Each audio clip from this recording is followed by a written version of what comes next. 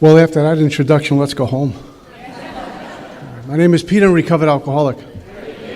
Grateful to be alive and sober and part of a sacred place called Alcoholics Anonymous.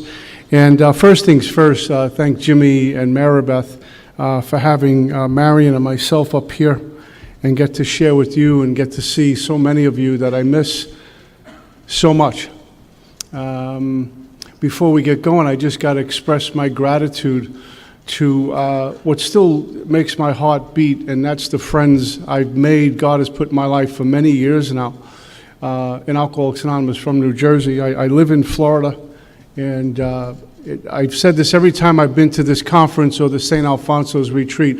It's a blast being here, and it's kind of difficult. I'm going to be heading to the airport soon, and I'm going to go home to where I live in Fort Lauderdale, which is wonderful. Mary and I found some pretty neat things there, but there's just something about coming up here. It's very real. It's honest, and if you guys don't like me, you will tell me on the way out the door. I mean, you don't fool around about it. There's an excitement, there's a commitment, there's a loyalty, not only to each other, but to this thing called Alcoholics Anonymous. And I have it in Florida. There's just, I'm just something about this place. And men like Ian and Jimmy and women like Maribeth, they're family, they're not just friends. And I got the privilege of sponsoring Jimmy for a long time. That's why I have gray hair. And but it was a blast. And we got too close to be a sponsor and sponsee. We were like brothers.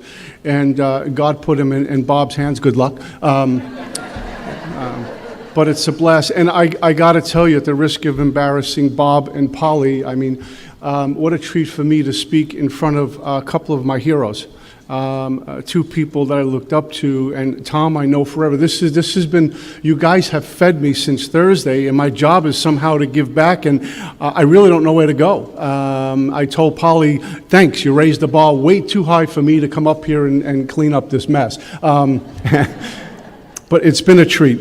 June 23rd, 1988 was my separation from alcohol, and I'm here this morning as a recovered alcoholic, and I say recovered because I am, and anything less than that would be falsely humble. I'm also acutely aware that tomorrow morning I can wake up unrecovered, and my job is to chop wood and carry water and pass this message on that was so freely given to me.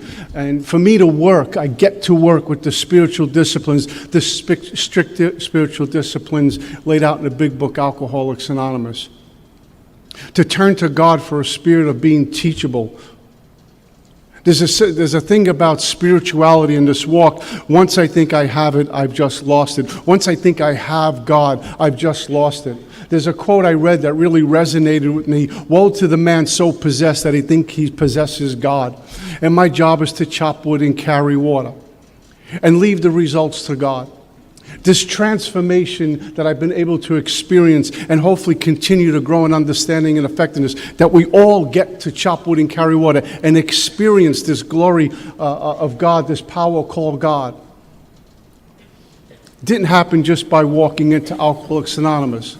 There's a lot of scratching and clawing, a lot of falling back, a lot of my way, a lot of my pride, a lot of my ego, battling a lot of my fear, even currently.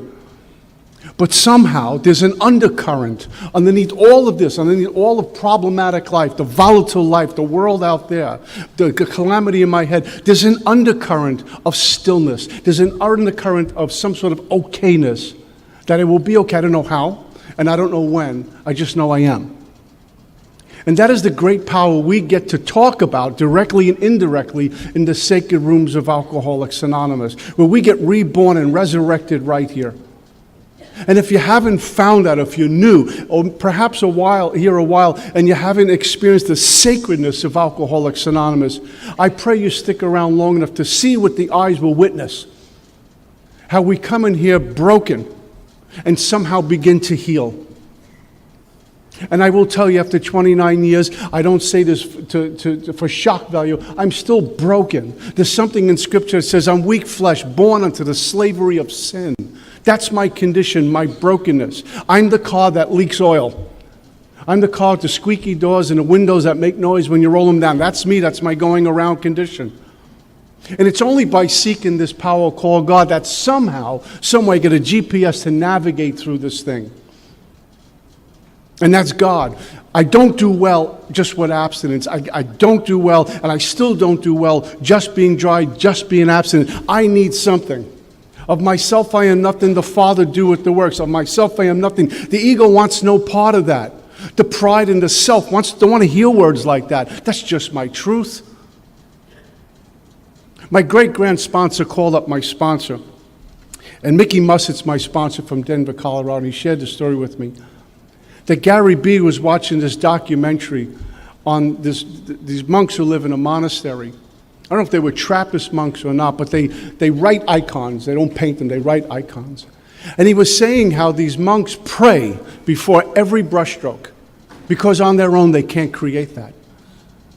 And Gary told Mickey, and Mickey told me, do you pray before every brushstroke of your life? I said, absolutely not, neither do I. But maybe we need to. Because so often I get up off my knees after praying, and I think I'm Moses for about 5 minutes. And I'm parting seas and curing illnesses in my mind. You got to see me, I'm terrific. And get up off my knees and head to the door, and I committed 3 homicides on the way out the door. How many times we pray and meditate before we go to bed and we wake up at 5 a.m.? Did you ever wake up at 5 o'clock in the morning and you were involved in a conversation you didn't ask to be involved in? You have 45 people talking to you all at once, and by 5 after 5, I'm in an argument, in a heated argument. I don't know how this happened. That's me. That's my brokenness. And that guy is not going anywhere. That's the guy who's driven by self and driven by fear, the abstinent one. And so I seek this God and practice fidelity to my God and put no gods before my God on most days. Because there's days where I think I'm God, and there's days where I think money's God or my job is God. And those are the days I feel life hurts. But I surrender. And the great thing about working with prayer, really having a life of prayer, it brings death to every identity that does not come from God. Because if you're anything like me, I came in with a lot of self, a lot of identifications, things I thought I had to be, where I had to go, how much money I'm supposed to have, all these false selves, and they were driving me and pulling me apart. And each one doesn't know that the other one exists, and they demand all my attention, and they're seductive. But something happens when I surrender all of this to God, and I'm made right size, and God prunes the tree, and sometimes it hurts. And it feels painful. And my mind interprets pain as bad, like God just sent me the trials of Job to do life. And in reality, all it is the self dying, the ego dying, and what's left is what God created at the beginning, and that feels foreign. To go out and stand before my Creator, stand before you in the raw, like the wretch I am. Oh my God, give me some ego, give me some pride, give me something out there to insulate me from everything. And God says, not why I got you sober. I got you sober to bear witness to my great words and my great message that I gave to Alcoholics Anonymous. And as Sam Shoemaker says, I stand by the door, literally and figuratively. That's why God got me sober, not to have a job, not to drive what I drive, not for the money in my pocket. He'll provide and He'll take. But it's to bear witness for the next one walking the door. Or perhaps the drunk with 30 years who can't tell anyone the wheels are off the bus and I don't know where to turn. Let me bear witness for this message, what we get to do on a Sunday morning. What we get to do tonight when we go back to our home group. And just chopping wood and carrying water. And being a living example, carrying this message even when the days I don't feel like getting out of bed. Big Book says practical experience shows that nothing will ensure so much as immunity from drinking as intensive work with Alcoholics Anonymous. That's more than just passing out my phone number or taking a guy to a meeting. It's about sitting down and walking someone through this book. Sitting down and sharing my experiences with this power called God and this glorious fellowship. And sometimes we just have to hold on to someone when they scream through the night. Because there's a lot of tears at the beginning. When I hear new guys, they got 60, 90 days to tell me you're doing great. No, you're not. You're not doing that good. You look good. But you're completely broken and bleeding out on the inside. And we get to put you back together, huh? And sometimes as a sponsor, the way of compassion is just by barking at someone and giving them some truth. I'd rather be accused of telling someone the truth than be accused of telling someone a lie. And the ego doesn't want to hear it, and my ego doesn't want to tell you, because you might not like me after I give you the information. But there is no substitute for truth. Where else are we going to get the truth but in Alcoholics Anonymous? That's why I love this, because I go to my elders, I go to my sponsor, I go to my support group when I have something, an inventory, and I know they're going to rip the cover off the ball and tell me exactly where it is. And I may not like the information, I don't like the antidote, but guess what? It works. And so I follow directions. God has given folks like us, the whole thing doesn't make sense. That in our brokenness, we ripped up our life out there. We come in here and somehow God makes us his spiritual warriors to go help one of his kids. He could have gone to psychiatrists and men of the clergy and all sorts of folks. Way beyond me as far as intelligence and insight. But no, he gets two drunks to work together, and we're here this morning to work with another drunk. The whole thing doesn't make sense. But I know the hole you've been in, and I know the loneliness you got, and I know the fear you're walking with, just by looking in your eyes, as you do with me. And somehow we walk shoulder to shoulder. And civilians look at us, I don't understand how this works. I put my son in 20 treatment centers, couldn't get sober, comes to AA. They just made 5 years sober. How's this possible? Because we shout from the rooftops this power called God. We don't deny God in Alcoholics Anonymous. We get a newcomer and talk to him about this experience we've had with this power called God and never put that in the box. We share our brokenness with each other where we lock in. We don't come up here usually and give these polished talks like I'm glossy and clean and pristine. You're not going to hear that. But what you are going to hear is my brokenness and my journey in here and my struggles today. Just like me. How did you get out? That's the great thing about Alcoholics Anonymous. When we walk in the door, the great equalizer. Don't need to pretend. If you pretend, I'm only fooling myself. And trust me, I went through years of trying to front, make sure everything was good, because you may not like me if it wasn't. Maybe I'm getting old, maybe I'm getting better. I just can't do that show anymore. This is me. I'm so grateful for the men and the women, the elders. When I got to Alcoholics Anonymous, I was just another guy walking in the door, and they knew I was new, and I tried to pretend I wasn't. They just looked at me and said, he's new. Maybe because I was wearing my brother's clothes, which were 3 sizes too small. And they met me at the door. And sometimes they just poured me a cup of coffee and said, sit with us. I remember one of the greatest lines I got from some men in Minnesota. You're with us now. And that's something that resonated with me, because growing up in Brooklyn, that was kind of a street term, you're with us now. And when I heard these men from the 3 Legacies meeting say, you're with us now, there was some sort of camaraderie now, a trust, a loyalty, that they had my back. No one had had my back for a long time other than my old man, and he and I were so far away for so long. But I come into Alcoholics Anonymous broken, perceptions and conceptions about life distorted. Didn't want to hear too much about God. And you said, you're with us now, sit down. And somehow alcohol beat me into a state of reasonableness, and God split me wide open enough to listen to what you had to say and allow the new software to go in.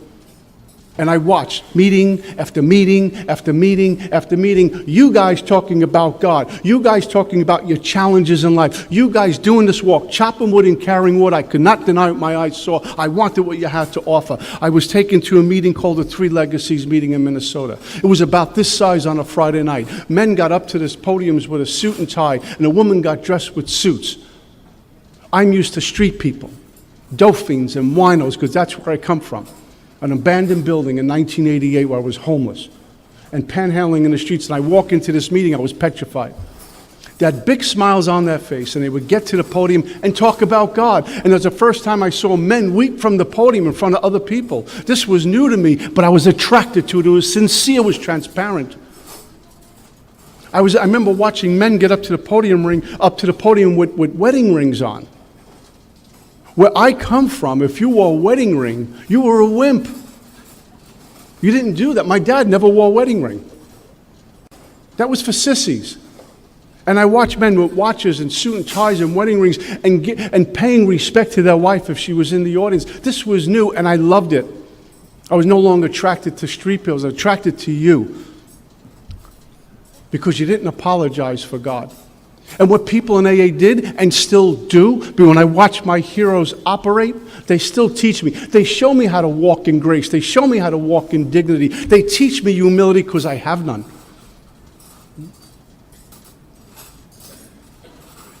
And they reveal. As one gentleman says, uncover, discover, and discard. And what's left is absolutely nothing. None of me, but spirit. My grand sponsor would walk in this room, if anyone knew Don, he'd walk in a room in a pair of overalls and a flannel shirt, and you want to get around him because his eyes scream God. Those are the men I'm attracted to. Those are the women I'm attracted to, like Polly. I just got to share a quick story. I just came home from Minnesota, and there was a gentleman who worked for another taping place out there, and he gave me a couple of cassettes. Newcomers, we actually had something called cassettes before CDs. And he says, listen to these two folks. One was a guy named Chuck R., who's gone to the big meeting. Another one was Polly P. And I put this cassette in, and it was just one of her talks. And whatever she said on her talk, I wept. And I played it again, and I played it again, and I played it again, and I felt safe and secure hearing this woman talk. She overcame her obstacles. I lost my mom to alcoholism, and here was a woman shouting this message of recovery. And I remember thinking, one day, I pray I can meet this woman. God put Mary and I together, and we're talking about recovery. She says, maybe you know my sponsor, Polly P. I fell off the chair. And I was speaking at the Roundup in Philadelphia somewhere, I forget what it's called, Liberty Bell. And Marion says, Polly's here. And I walk into this little restaurant in the hotel. Mr. Big Shot from Brooklyn walks in to meet Polly. And she turned around, she says, hi, honey, and I began to cry. And she's patting me on the back, it's okay, it's okay. And she carried a message to me, and she didn't even know it. June 23rd, 1988, my separation from alcohol, guys, was in the back of an abandoned building where I lived for quite some time. I had gone through 6 treatment centers before I got here. And I finally got to my 7th one, and at that point, I think I was made different. 6 treatment centers before I got to my 7th and, God willing, final one, and I was not teachable. I was still trying to run the show, trying to manipulate this whole thing. And in 6 treatment centers, I managed 2 days of continuous sobriety over a number of years. Because of myself, I am nothing. The Father doeth the works. And somehow, someway, I thought I can manage and control this. In 1988, I was in the back of a hole, and I got up off the floor because I knew I had to go out and hustle some money to get a drink, to get a pint of Mr. Boston Blackberry Brandy. And if I was able to hustle up some money, maybe buy some Valium. Because that's what I love doing, drinking and eating pills. And I got up off the floor, and you have this realization of your condition, and I did. And I realized I reek, and I'm filthy, and I live in the back of an abandoned building, and my family is long gone. I have no friends. There is no relation. There is no job. I'm a bum. I'm one of those things I swore I'd never become. I'm literally a bum in the street. I'm a wino. I'm a drunk. And I'm 28. How did I get here? My family has their issues, but we didn't plan on this. And there I was. And when I got up off the floor, I remember collapsing. I just collapsed to the floor, and I began to weep uncontrollably.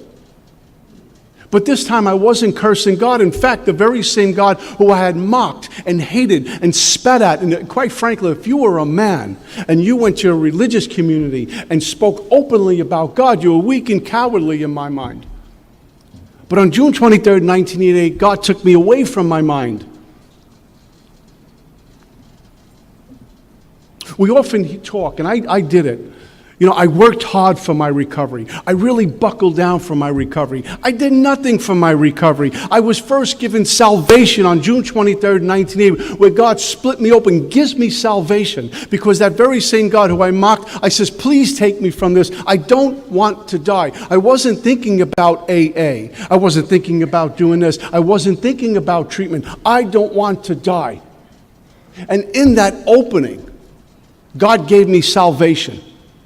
The grace of God, Didn't mean I was spiritually fit. I just got grace that day to keep me above water. And in that, I was able to get traction. What do I do for my recovery? I show up and follow directions. That kind of teachable spirit is given by God, not by me. I'm lazy, I'm dishonest, I'm manipulative. That's the guy without spiritual muscles. What changed on that day? God.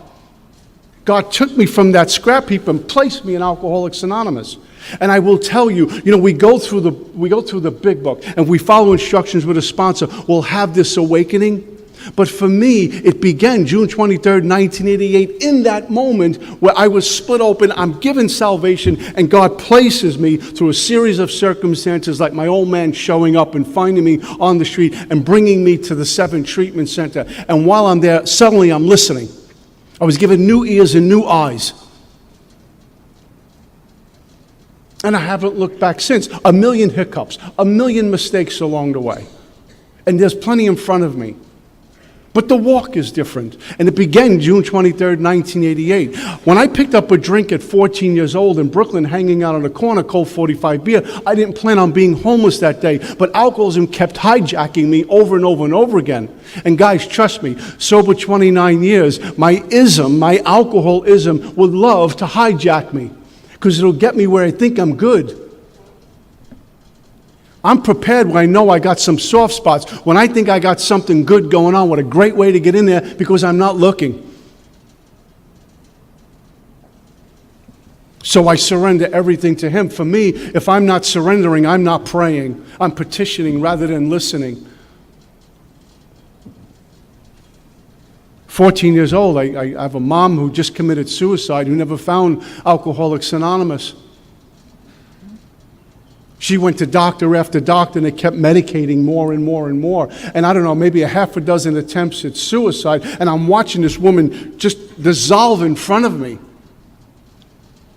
And having to clean her up and dress her up before Dad come home. What God? My dad, quite frankly, is just a gangster. He makes Tony Soprano look like Tinkerbell, for God's sake. I mean, he's a tough alpha male street guy. He knew the streets. He brought the streets home. That was his way of operating. And he and I were 2 worlds apart. I loved the hippies growing up. I was a gifted little musician as a kid. I wanted to tour with the Rolling Stones. I mean, I wanted to be like Keith Richards. And my dad would come home. Al Capone would walk in and say, "What's this?" Medicate him. Do something with this kid. And when she died, I'm left with Dad. And he and I just never got along. My dad just turned 80 yesterday. I share a quick story with him. I get sober, and I'm sleeping on my kid brother's couch. I'm supposed to take care of my kid brother. That's how I was brought up. And yet he's taking care of his older brother. I'm sleeping on his couch. I'm just back from Minnesota. And he's buying food and let me use his phone and just putting me up. Because his older brother was sober, he would do that. And I saved up enough money to move into this little apartment in the same building my brother was. And I'm back to work, and I give the landlord, the first month, last month secured. I'm no more money. I'm dry until the next check. And I moved into this shell. And people in AA brought me stuff. The sleeping bag. This fiasco. I'm from Brooklyn. I don't know sleeping bags. I almost strangled myself trying to get in there the first night. But honey, I heard you got an apartment. I have a sleeping bag. You have no furniture. My sponsor gave me a futon, and a woman in AA gave me a black and white TV. And I'm trying to make my way in and get the phone in. And one morning, it was a Saturday morning, the doorbell rings, and my dad comes up. I open up the door, and my dad's standing at the door. And he has one of those boxes with saucers and dishes and cups, one of those deals, in one arm, and a box with a coffee pot in the other. My dad came in, I washed out the coffee pot, and I made a pot of coffee, and he and I sat down and had a sober moment together. I was uncomfortable. I wasn't sure how to operate around this guy larger than life, but we had this first sober moment together, and I never forget the look in my dad's eyes. I didn't know it then. I realized it later. Looking back, you learn a whole bunch. That the look in his eyes was, I can't believe that I'm sitting with my firstborn and I'm not telling him, straighten your life out, the cops are after, I got to put you in treatment. We just had a moment. He could not believe that I was sitting there sober with my own place with some integrity and some dignity, like a young man sitting with his dad. He could not believe this. And one of the things my dad told me in my 9th step with him was he didn't want the money. He's all I ever wanted was my son back, and I'm having this cup of coffee, and you guys gave him a son back. That's what goes on in Alcoholics Anonymous, because you carry the message to me. And what's so ironic, when I sat in treatment and the H&I folks would come in, how much I despised you guys when you came in and talked about this joyous, happy, and free life. Read page 449 and accept and solve your problems. Take your book, take your page, and leave me alone. Because I just hated, and who I really hated, who I loathed so much was just me, because I couldn't look in the mirror. And then they would give me cassettes of men speaking. And I would listen to these folks sober, 20, 30, and 40 years, carrying a message of hope. And I said, is it possible that I can do that I can stay sober, that I can have a life, not beyond my wildest dreams, because there were no more dreams, just a life, that I can get up, get out of bed, and go to work and come home and not get in trouble? Can I do that? And then I would hear the stories of the hiccups in people's lives. And they still chop wood and carry water and still kept walking, navigating through this.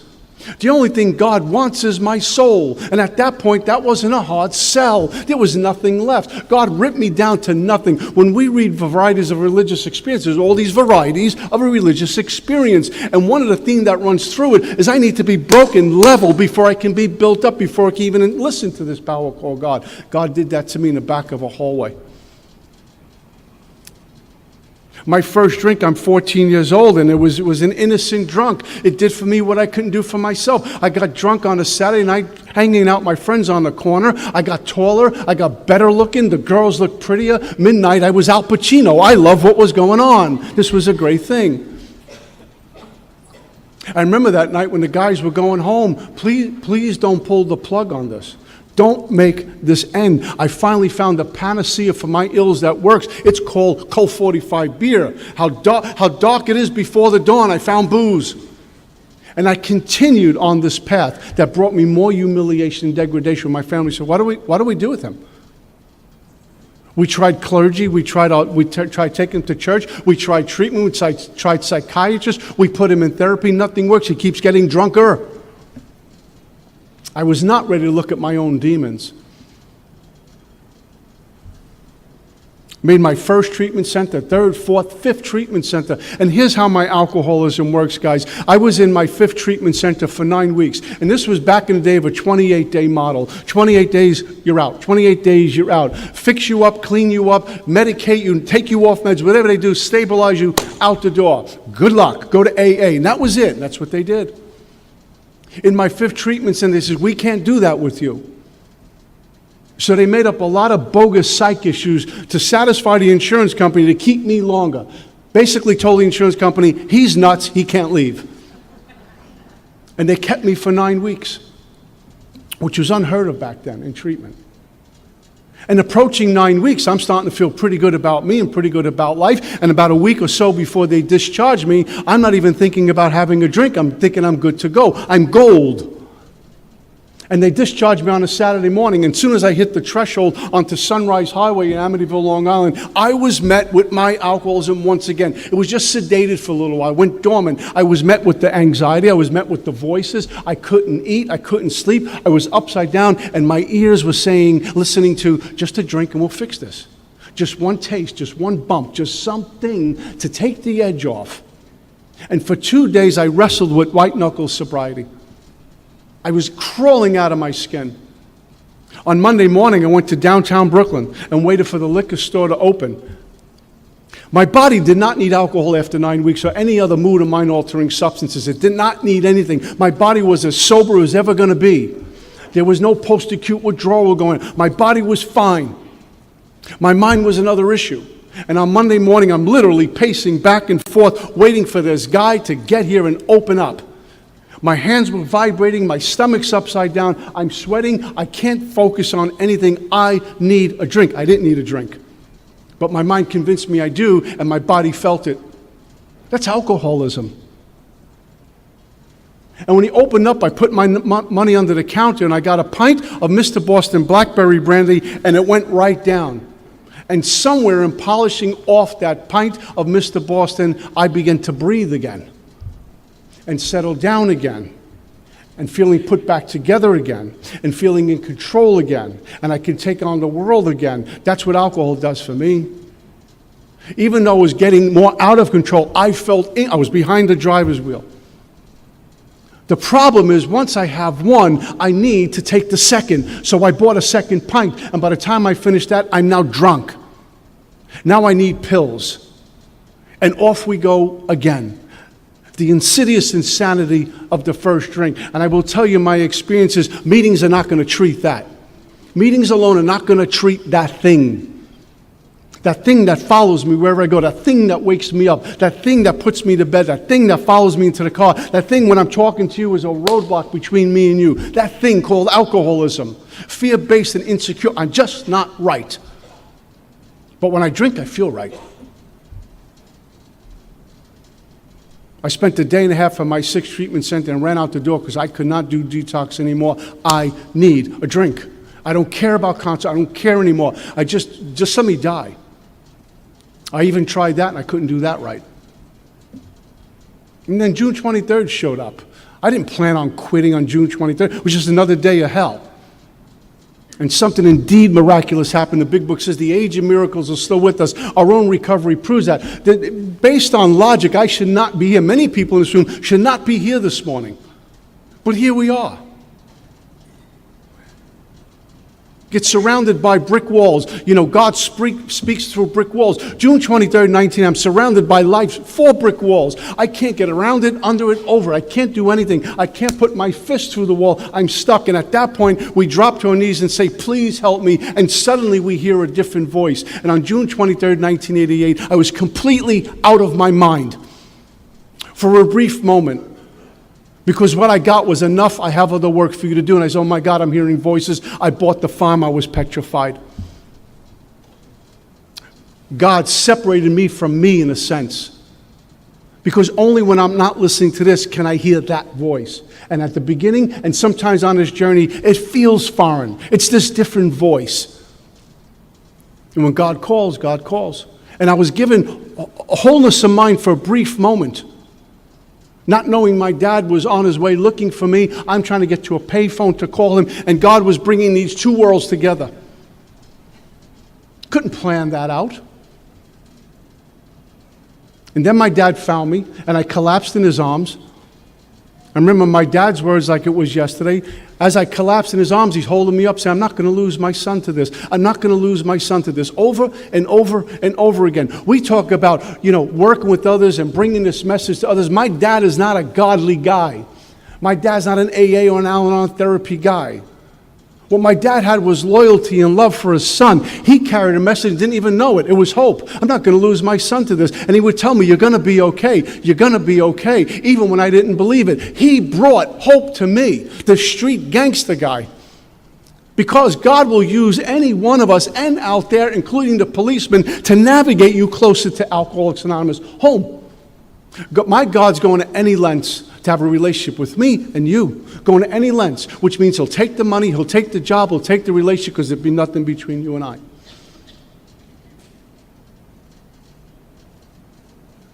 A call to sanctity, whether we like it or not. Born to be saints, whether we like it or not. And God will remove. My God will beat up this illness.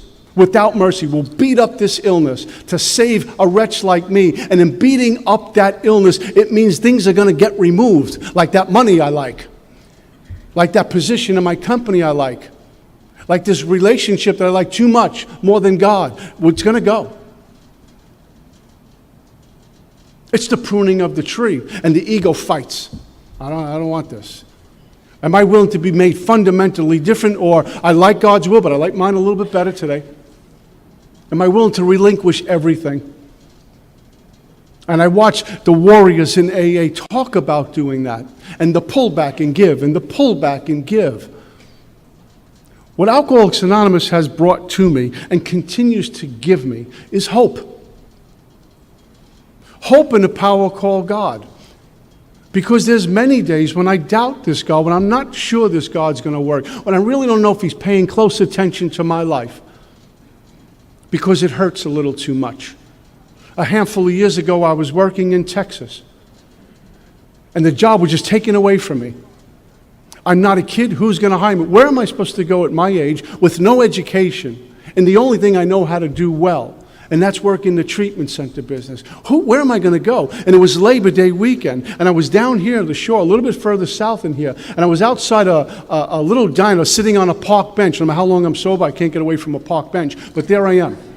And I'm weeping as people are walking by, feeling hopeless, consumed with me. And guys like Ian and Freddie, who's not here, and Jimmy and Maribeth scoop me up and put me on their shoulders. Bob said, you live life forward and learn it back. I knew something was going on. Look back, those were God's warriors. Go get him. Lift him up until he gets traction again. Sometimes I just doubt God's working until I get to the other side, and I come here and tell you, I knew it all along.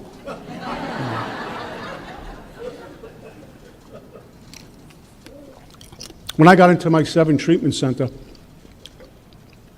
I spent 6 weeks in treatment, and they sent me to a halfway house, which I didn't even know these things were, something called a 3/4 house. It means you're almost ready, and then a sober house. And when I was in this place, I was taken to a meeting called the Three Legacies meeting. And I met some men there who were carrying a message. Not because it was Peter Marinelli, that's what they did. They carried a message to ensure immunity from drinking. Once we're spiritually awake, it's like, how can I not carry a message? And no matter how many people are not going to do, we know a few are going to come in, but we continue to carry the message. We carry them. That's what they did for me. And they would drive from this meeting, which I think was in Minneapolis. I'm living in Hastings, Minnesota. They drive down there, they pick me up, take me out there. Now I have no money. And they knew it. And they take me to a local diner, and I'd eat with them. They'd order for me, and then drive me back, and then go home. That's a huge commitment for a guy like me, but that's what they did. There was a gentleman named Kip, and we were talking one night, and he knew I was on shaky ground. And he gave me one of those little AA coins with Bill W. on it and Dr. Bob and 24-hour a day coin, and he gave me this coin. And I go back to my sober house, and I'm laying in my bunk, and I'm not sure about this thing. I'm vibrating. And I put this coin on top of the nightstand. And I got into bed, and I'm praying, God, please don't let me run out the door. I can't do this. I don't know how I'm going to do sober. I'm not like these guys who just took me to a meeting. They got it together. I'm falling apart. I'm a wreck. I don't know what tomorrow is going to bring. Please don't let me run out the door and get drunk and ruin this. And what I did, I know it sounds really corny, but this is where I was at. And I cherish this now. I remember taking that coin and, like a kid, putting it under my pillow. And in my mind, the AA angels were going to protect me from running out that door and ruining my life. And I woke up the next morning in a different place, that I wasn't drunk. I was in a sober house, but in a clean bed. No one was looking for me, and I was going to a meeting that day. These men didn't carry the big book and hit it over the head, hit it over my head. They carried hope in their walk. That's what I try to do today when I work with others. Can I bring hope to this person? Can I turn the light on by just walking the walk? And then sitting down with them when they come to me and they give me spiritual consent, they say, can you sponsor me? I know what that feels like when someone asks, can you sponsor me? And they're new. It's like a marriage proposal. We know that. Will you be my sponsor? My God has given me that task to do. And so I do my best, and I'll tell you, I've never felt like a good sponsor. I still don't. Men come to me, and I like, go to somebody else. I mean, I'm not good at that. But I give it my best. And for some of these cats, we walk through the book. And some of them, we run through the book. I have 3 guys right now, chronic, in and out for years. And the 3 of them got to me, and I'm talking to them, and I know they're going to go drink any minute. And what I did was I sat with them, and in about an hour and a half, we did 1, 2, and 3, did the 3rd step prayer, and they're all writing inventory. They're in their 2nd column, about to complete, and Monday, Tuesday, and Wednesday, I'm going to hear hopefully some 5th steps. Bang, bang. And some of them they read, and some of them we walk through this very methodically. I have a sponsor, his name is Mickey Mussett, and what I do with Mickey, well, he asked me to do is on Monday night at 7 o'clock, I call him, and I speed dial his number, and he picks up the phone. Hello, Peter. He's always there for me. Monday night at 7 o'clock, and we'll talk till 8. We'll talk sometimes to 8:30. I'll share inventory with him. I'll share my life with him. Sometimes we'll break down scripture. Sometimes he'll feed me a whole bunch of information, but at that point, he's totally the teacher, and I'm totally a student, and I listen. I'm accountable. I don't take speaking commitments on Monday unless my sponsor says you can go. I'm not going to have that kind of leverage over a sponsor or that kind of latitude. Where alcoholics are undisciplined. I need to be disciplined to a spiritual life, so I have a teacher who does that for me.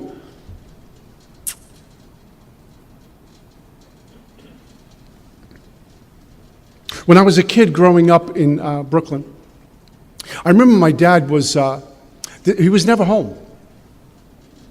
He'd come home after maybe 4 or 5 o'clock and run out the door, and he'd be gambling through the night 2, 3 days at a time. Sometimes the streets would call me out to be out there. And I remember thinking, I kind of wish I had this coach in my life, this guy who can teach me when I don't know how to face the bullies in school. I just wish I can have someone there to kind of navigate me through this life, to come to my Little League baseball game, whatever it might be. And I come into Alcoholics Anonymous pretty much a lone wolf here, and I'm given these men who stood by the door and take me under their wing and tell me how to do life way beyond the big book. Just tell me how to do life, meeting etiquette, how to treat a woman on a date, how to treat women in general. Because I don't know how to do this stuff. How to practice fidelity in a relationship. That infidelity is not okay, regardless of the messages I was given growing up. These ideas, attitudes, and conceptions, these emotions that I had when I came in here had to be pushed aside and have the power to do that, but God could and would if He was sought. What I seek today is transformation rather than more information, Because all the knowledge I get, all the pearls of wisdom I think I've accumulated, when I stand before my God, it's just darkness. It means nothing. He's the one who's given it to me. And anytime I think I've accumulated so much power, because I'm sober 29 years, all it does is make me more weak and less than. I need to seek the one who has all power, and that one is God. And so I seek.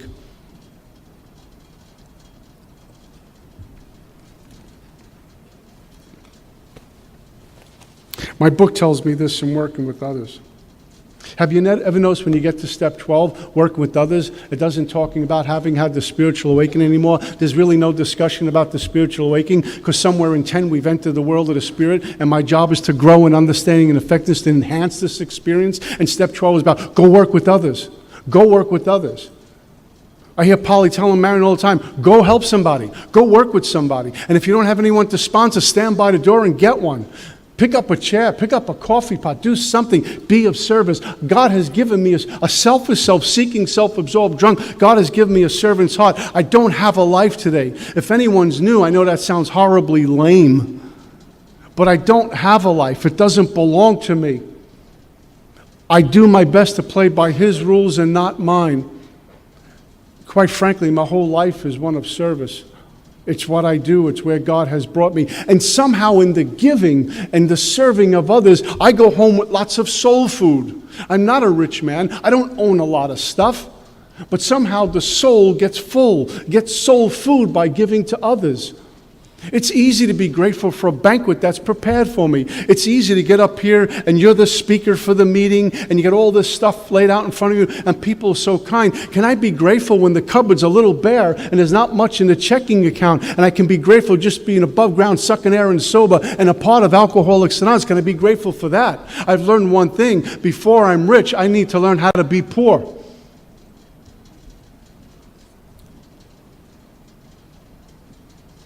And so I seek this God to get me right-sized. It's His practical experience shows that nothing will so much ensure immunity from drinking as intensive work with other alkies. It works when other activities fail. This is our 12th suggestion: to carry this message to other alcoholics. We can help when no one else can. You know, I tell you, man, call your doctor with the flu, they'll fit you in next week. Call your dentist with the toothache, we'll squeeze you in sometime tomorrow, if you're lucky. Call your hairdresser, they'll go to that calendar. Call your therapist, you got insurance? Call up a drunk at 2 o'clock in the morning for a 12-step call. You know what you hear? I'm on my way, I'm bringing a few with me. Have we got to experience? Is that the bright spot of our life? It's an experience that the book says we don't want to miss. I didn't understand that when I first read it until I had that experience. I remember my very first 12-step call. I was a newbie here. And there was a guy in South Brooklyn, we'll call him Joe. I was in treatment with this guy a few times. And we went and get him, and we put him in this old-timer's car. It was a station wagon. Put him in the back seat. He was crying, he was laughing, he wet himself, and he threw up. And I'm as white as a ghost, I'm petrified, I don't know what to do. And the old-timer's saying, just watch and learn. And we took him to a place called Coney Island Hospital in Brooklyn, New York. And the next morning I went to work, and this guy Joe was on the corner panhandling, and I called my sponsors, what did I do wrong? He said, did you stay sober? I said, yes. Were you willing to sponsor him? If yes, I said, yes. You did everything you could. And I learned how to do that. Working with others in that capacity, the 12-step call. Treatment centers took a lot of that out of our hands now. But when I came in 1988, I was blessed with able to go on real 12-step calls. I don't know how many men I had to go in with someone, and it's really kind of icky getting a drunk, undressing them, and putting them in the shower and having to wash them down because they made a mess of themselves, and dress them and put them in your car and then take them to a detox. I don't want to do that. I don't want to see another man like that. But who else are we going to call? The police are going to lock you up. The treatment center is not going to come get you unless you got a good insurance policy. Your therapist is not coming. Your doctor is not coming. AAs are coming. And we're going to do the dirty work for fun and for free. That's what we do. And I didn't understand how I was going to eat off of that, how I was going to get soul food off of that, how it was going to make me better on this journey until it was done. And all my teacher says, and don't talk about it. Don't go to a meeting and say, you just did this. God knows you did it. He sent you out. Just be with it. And so I stand by the door, and I wait for another one. My family that was riddled by alcoholism, from my mom and from me, was splintered. They were warring with each other on what to do with me, how to get me better. What they should give me, what should you take away. My brothers were warring with my dad. My dad was warring with my brothers. My dad was arguing with his own parents about me, the alcoholic. And I come into Alcoholics Anonymous, and this God thing is kind of contagious, huh? I just start walking the walk. I'm not that bright. It's what you told me to do and what God did for me. And little by slowly, my family gets put back together with all the splinters in our backs. Little by slowly, my family gets put back together.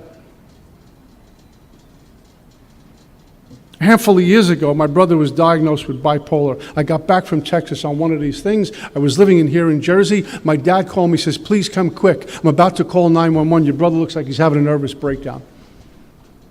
And I went to see him. My brother looked like he was having a nervous breakdown. We had to get him to the right people. And was discovered his depression condition. And I never forget this, how we carried a message in and out of AA. What men in this, some of the men in this room did. Big Book says, we know loneliness such as few do. My brother kept telling me, I feel so alone. I feel so alone. No one's going to be there for me. And he was in this despair. And I asked some of these men, Jimmy and Freddie and Ian, the three of them, can you call my brother? Just let him know you got his back, that we know what that feels like. And that's what they did. But not one call. They called, and they called, and they called. And my dad said, those guys in your program, that's what he calls this, like a methadone program. They keep calling your brother. And he has these new friends. And all they did was offer hope. And the hope was, I know how you feel. I was in the same despair. And thank the good Lord, my brother's okay. And has formed friendship with these men. In the sacred rooms of Alcoholics Anonymous, my first anniversary in Alcoholics Anonymous, the entire Marinelli family showed up to make sure this was legitimate.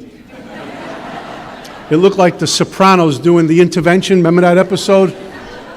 Are you really sober? And I was just, My uncle wanted to know who ran AA because he saw the basket and wanted to shake down the basket guy for a couple of dollars. Wanted to unionize AA. I mean, it was just. The next day at work, I walk in, my dad and my uncle are having coffee in the office, and I walked into the middle of a conversation. And I walked in, my dad said, we were just talking about you. And my dad was expressing, I don't remember the exact words, but he was expressing what he witnessed the night before at an AA anniversary. He cannot believe this guy, Harold, who was one of the speakers, was weeping at the podium, and he wasn't mocking him. He was praising Alcoholics Anonymous, how we all met and shared our brokenness with each other, and brought this message to me, his son. My uncle was praising alcohol. These guys are so far away from AA, but he was praising what was going on in here, because what you did was walk the walk and carry a message of hope and expose the demons, expose the cracks in the armor. My dad's not used to that. My dad will never get AA. He doesn't get the traveling. He doesn't get the working with us. He doesn't get that. But one thing he does get is that Alcoholics Anonymous gave him a son back, and gave my brothers an older brother back, and gave me a life.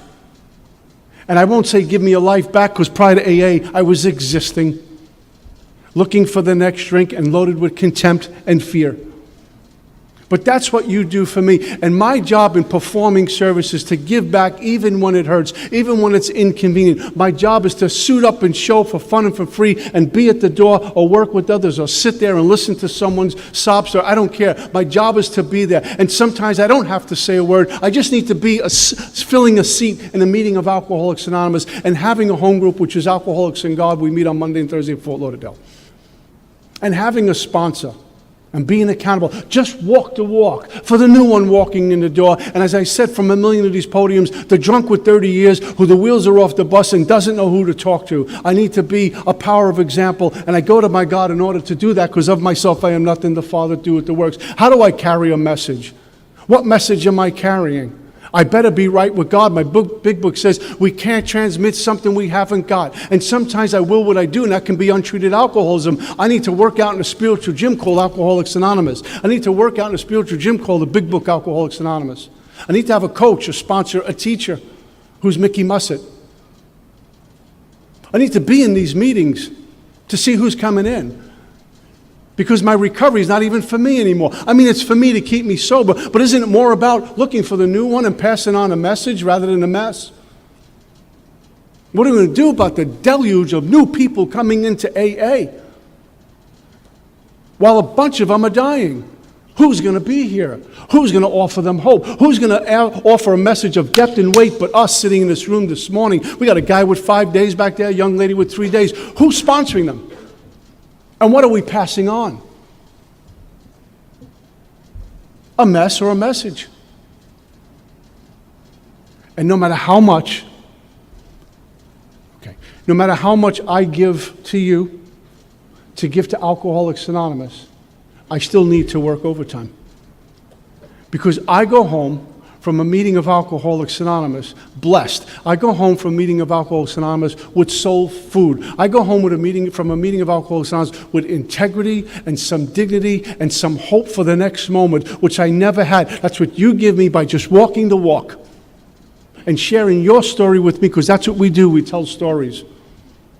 We tell our God stories. We talk about the God winks we've gotten. We're talking about the struggles we've went through. We talk about that stuff, and we talk about the way out. The sacred rooms, my sacred rooms of Alcoholics Anonymous, is the only place on the planet where I can tell you the most terrible, disgusting, awful things I've done, and you say, here's my number, give me a call. Only in AA.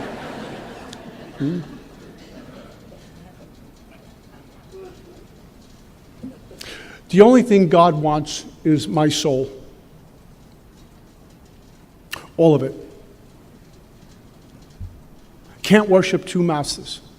Can't worship God in my money. Can't worship God in my relationship. Can't worship God in my job. God wants it all. That was the condition. That was the contract. When he lifted me out of the gates of hell, you work for me. On my terms, not yours. The only thing God wants is my soul. And something came to me in meditation that, you know, when God speaks, he puts his thumbprint on your soul, and you just walk with it. I give God my soul, and God gives me my life. I give God my life, and he gives me purpose. I give God my sinfulness, and sometimes that's the best gift I can give him. All I got to give God that day is my sinfulness. I give God my sinfulness, and he gives me forgiveness. I give God my sobriety, and he gives me Alcoholics Anonymous. He gives me you every day until he calls me home. I've been so overpaid. In the sacred rooms of Alcoholics Anonymous, I hope to continue to be teachable and pass this message on that you have given it to me every day with the same love, the same gratitude, the same hope that you provide me. Men like Bob and women like Polly, who takes such good care of Marion for me.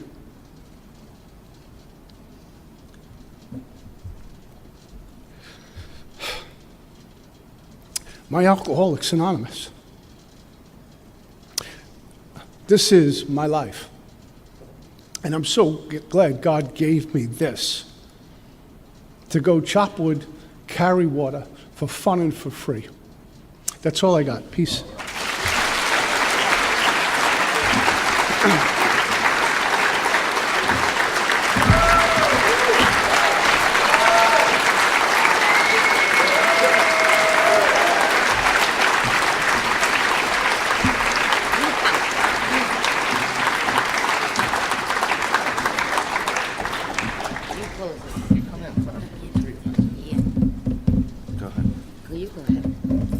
Okay, thank you, everyone. We'll close with the Lord's Prayer.